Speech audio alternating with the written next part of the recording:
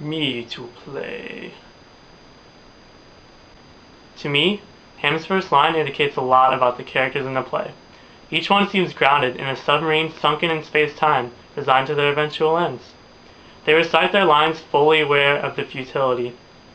After seeing the play, I believe they do what must be done, knowing the events that must occur each time, but feign ignorance until the proper times. Why this farce, day after day? I do believe that the events exist in a repeating continuum, but the words do not.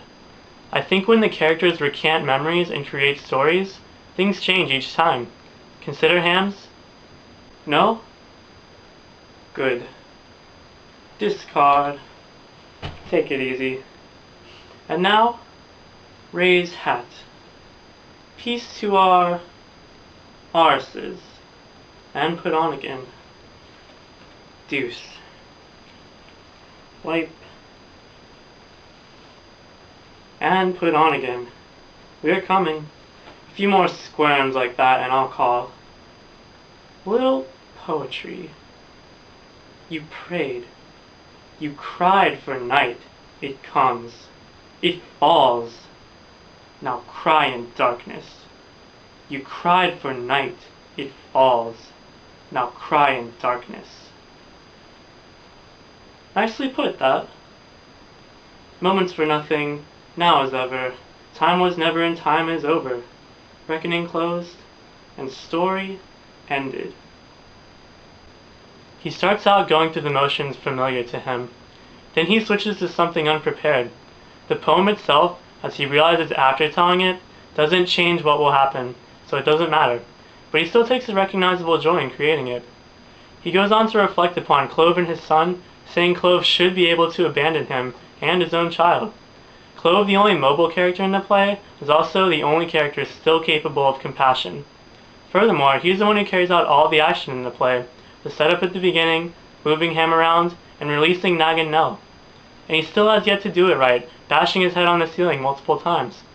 Clove is the action, Ham is the description. Ham earlier laments a prolonged creative effort. Similar to Clove's, I'm tired of art goings-on, very tired. They both know every story must end, including their own. So does Nell. It was on Lake Como, one April afternoon. Can you believe it? Followed by a very deep line that she repeats. You could see down to the bottom. Her death is an anomaly in this play. I like to think that she saw down to the bottom this one final time, and at last felt the full non-meaning of her story, her marriage, her existence, and ended. And Nag's story. But my dear sir, look at the world, and look at my trousers. This one itself is a microcosm. Creating any world is both as easy and as difficult as trousers. Moreover, creation is always different, as I believe each time the continuum repeats, the stories are told differently, but they amount to the same nothing. Telling them is futile, but the characters do it anyway. Language serves no purpose, and I think this is the only way Beckett can justify writing a play with no patterns and no existence. The way that the characters approach the end of the paradox, tiring as their something runs its course, made me feel a sort of fourth wall. Not the annoying kind that's like, oh hey, you're seeing a play. But an indirect disconnect. Nicely put, that reminded me of where I wasn't. I felt lonely, sitting in the audience, creating my own interpretation of an actor's interpretation, of a director's interpretation, of a playwright's interpretation that we all concede means nothing. And that confrontation is something I think we all experience at really random times in our lives. But does random really exist? In Beckett, I think it does. By choice. So it doesn't. Which brings me to a specific application of the play to 9/11. In Ham's first lines, "Can there be misery loftier than mine?" No doubt. Formerly. But now? My father, my mother, my dog. Oh, I'm willing to believe they suffer as much as such creatures can suffer. But does that mean all their sufferings equal mine? No doubt. Ham's point, I think, is that each man's suffering is his own, but thus all living creatures suffer the same. They don't. He later says, and yet I hesitate. I hesitate to end.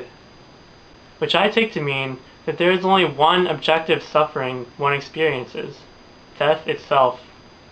When applied to 9/11, I think he means that if you didn't die in the plane crashes, you really didn't suffer from it. If you were connected with a victim, well, you were full with the relationship and the satisfaction you received from it. And now you're just as empty. What Ham calls suffering is never justified. He bitches throughout. Is it not time for my painkiller? And he never receives it, but once he learns, if he didn't already know, that there is no more, he stops complaining. Oh well. The only suffering is the loss of the ability to create, relinquished solely through death. Perhaps this is why he asks whether it's not time, because he's carrying on until he gets his cue, until he ends. My favorite line in the play. What dreams! Those forests! Yet when Clove proclaims, things are livening up. Let's see. 0, 0, and 0. Which coincidentally lines up perfectly with Ground Zero. Ham is not surprised. Were we surprised that our national security was inadequate? Were we surprised that people hated America? Were we surprised that people killed people? No, I really don't think so. But it prompted us to react. Or not react. It prompted us. We felt it. But did we? I think Clove sums it up best. They said to me, that's love, yes, not a doubt. Now you see how easy it is. They said to me, that's friendship, yes, yes, no question you found it. They said to me, here's the place. Stop, raise your head and look at all that beauty. That order. They said to me, come now, you're not a brute beast. Think upon these things and you'll see how it all becomes clear and simple. They said to me, what skilled attention they get, all those dying of their wounds. People destroy. Things change. People suffer. People live. Things don't change. People create. Oh, stauncher. You remain.